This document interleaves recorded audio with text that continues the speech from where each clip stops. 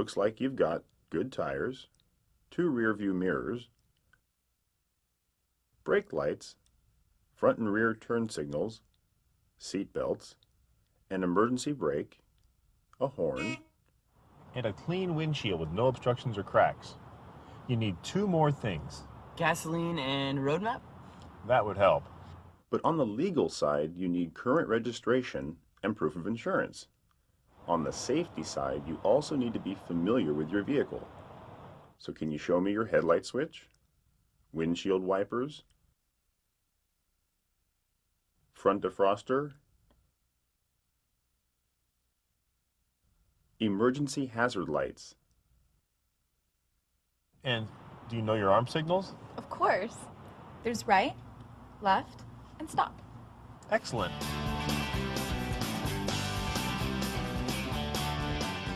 Let's look at lane markings. White lines divide lanes where traffic travels in the same direction.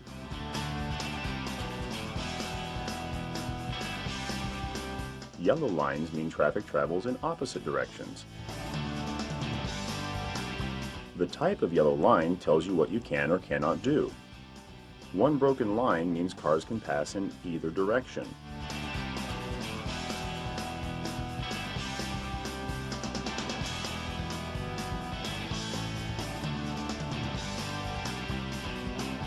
A solid and broken line means passing is permitted in one direction. Only if you're on the side with the broken line.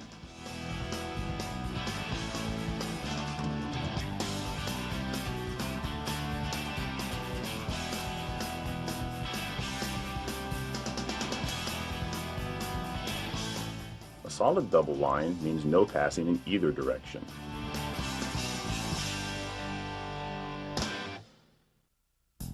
Never drive on the left side of a solid double line unless you're making a left turn, you're in a carpool lane, or you are instructed to do so.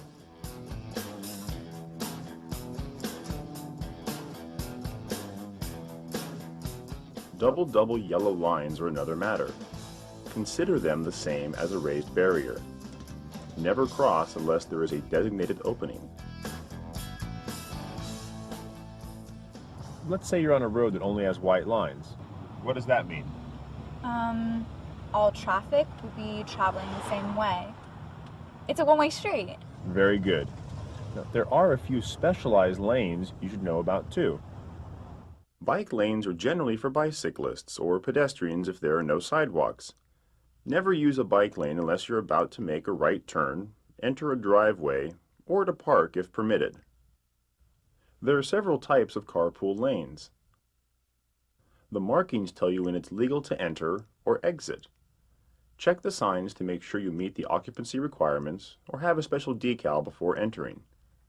Center left turn lanes keep traffic flowing and prevent rear-end collisions. Always use them for left turns when available. On a 2-lane road, if you're driving slowly and traffic behind you cannot pass, use a turnout lane when available.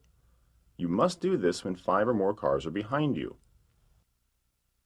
And be aware of markings that let you know that a lane is about to end. There are 3 types of road signs. White regulatory signs are ones you must obey. They let you know how fast you can go, when it's okay to turn or not to turn, and when you shouldn't enter a street. Yellow warning signs tell about potential hazards up ahead. They let you know when cars may be merging into your lane, when there's a cross street or signal light ahead, or when you should slow down.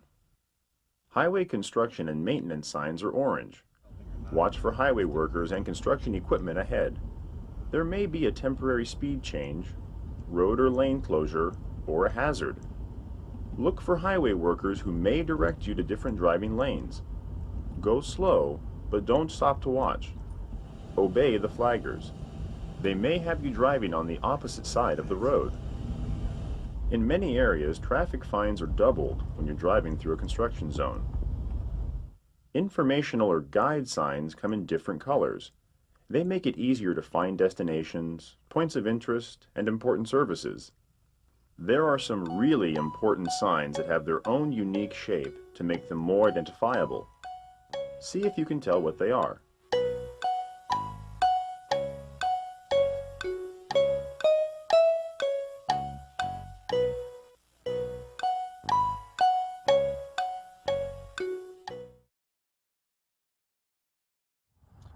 Posted speeds are maximum limits based on ideal conditions, good visibility, dry pavement.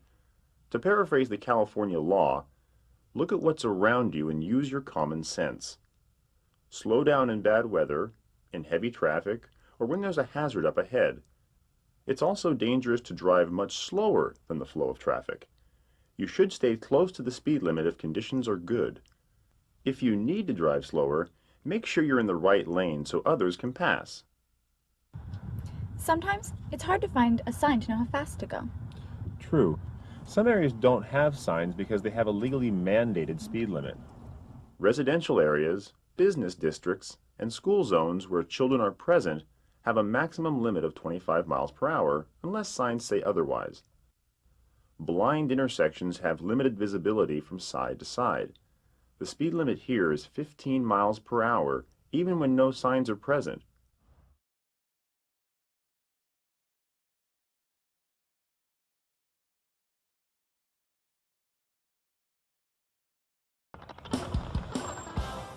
Did you notice how I came to a complete stop?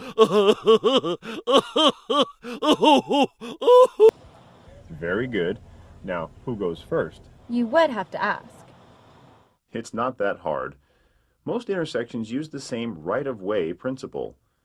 At an uncontrolled intersection, yield to any vehicle that is already in the intersection or that arrives before you. At T intersections, through traffic has the right-of-way. Always yield to pedestrians. At a stop sign intersection, again, yield to cars that are already in the intersection or that arrive before you. If two cars arrive at the same time, the car on the right has the right-of-way. Be sure to check if cross-traffic also stops. If it's your turn to go, take it. Being overly cautious slows traffic down. On the other hand, don't get upset if someone goes ahead of you when it's your turn. Just let it go. You know, these things are confusing. I'm not quite sure what to do. Roundabouts are like other intersections. When entering, give the right-of-way to any traffic already in the intersection. Also yield to any bicyclists or pedestrians. Hey, that was kind of fun. Very good. I'm glad you stopped behind the line. Thanks. I'm not sure what to do at signal lights sometimes. There's a lot to watch for. Here are the basics. It's legal to enter an intersection on a green or yellow light. Yellow simply warns you that the light is about to turn red. When you see the light turn yellow, stop if there's enough time to do so safely. It's not legal to enter the intersection after the light turns red. When the light turns green, cross-traffic that entered on a yellow light may still be in the intersection. Wait until any vehicles or pedestrians are out of the way before you proceed. Besides signal lights, there are turn arrows. Green arrows indicate a protected turn. That means other traffic stops for you. After checking that cross-traffic and pedestrians have cleared the intersection, you can turn when the light is green. If there is no arrow, obey the signal light and wait for oncoming traffic to clear before proceeding. If you have a green arrow on a right turn, again, you have the right-of-way. You do not need to stop if the intersection is clear and it is safe to turn, even if the lights for the through direction are red. At most intersections, you can make a right turn on a red light after making a complete stop. Stop behind the line first, then slowly pull ahead to check for traffic. This is also true for multiple lane right turns. Be sure to remain in the same lane you start from. Sometimes you cannot turn right on a red light. Whenever there's a sign or a red turn arrow, wait for a green light before turning right. A few other things you should know about signal lights. Flashing yellow lights means slow down but don't stop. Watch for cars on either side and enter cautiously. Flashing red lights or no lights at all, as in a power outage, are the same as a stop sign controlled intersection. Be sure you come to a complete stop and follow the same right-of-way rules. In congested traffic, make sure you can get all the way through the intersection before entering. You can get a ticket if you block traffic in an intersection after the light in your direction turns red.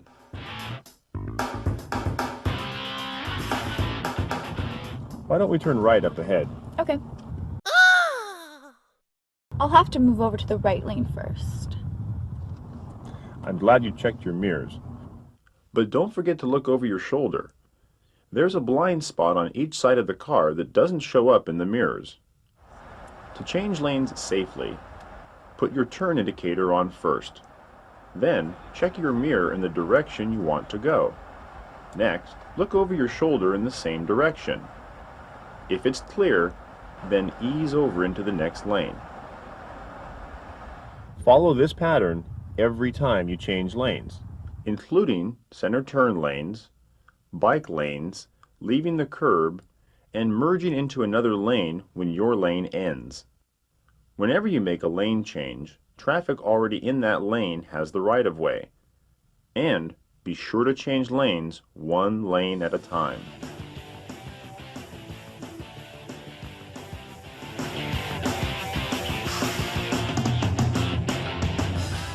What should I do for this right turn? First, use your signal and start to slow down. Look over your right shoulder for bicycles or motorcycles, and then move into the bike lane when it's clear. Scan to the left and right, then make your turn when it's safe.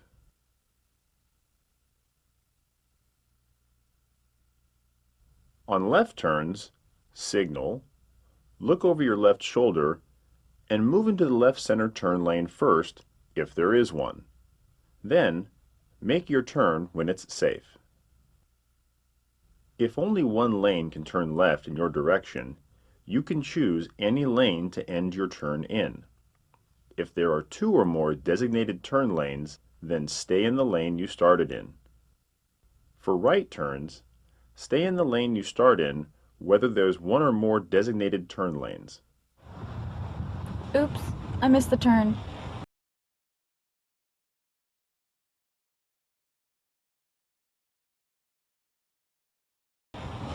Not a problem. Let's make a U-turn. Okay. I'm never sure when that's legal. There's a few do's and don'ts. Make sure you have good visibility to see traffic ahead of you. In residential areas or where signs are posted, you can make a U-turn anytime it's safe. Business districts and divided highways require you to be a little more selective. U-turns are okay in these areas as long as there's an intersection or a place to turn and no signs prohibit. In addition to places that are posted for no U-turns, it's also illegal to make a U-turn whenever you'd have to cross a curb, a strip of land, double lines, or when you're in front of a fire station.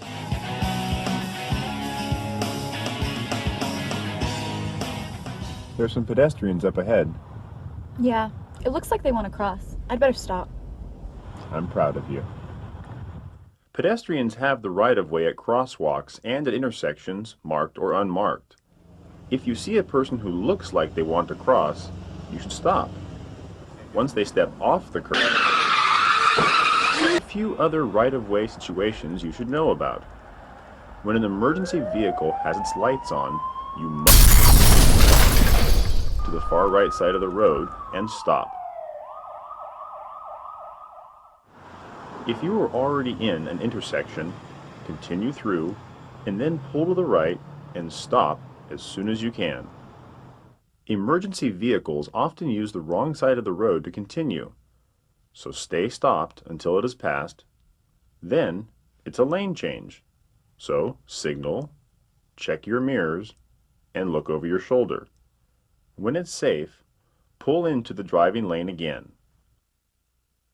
School buses with flashing red lights mean that children are exiting the bus and you are required to stop no matter what side of the road you are on. If you are on the opposite side of a raised barrier, this does not apply.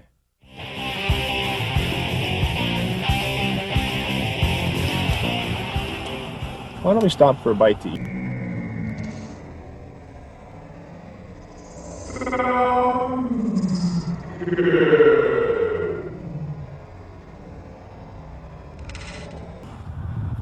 There's a place up ahead. Where's a good place to park? The color of the curb is important. White is for loading or unloading passengers. Yellow is for loading passengers or freight. Green is for limited time parking. Blue is only for persons with a disabled placard or license plate. Red is no parking or stopping anytime.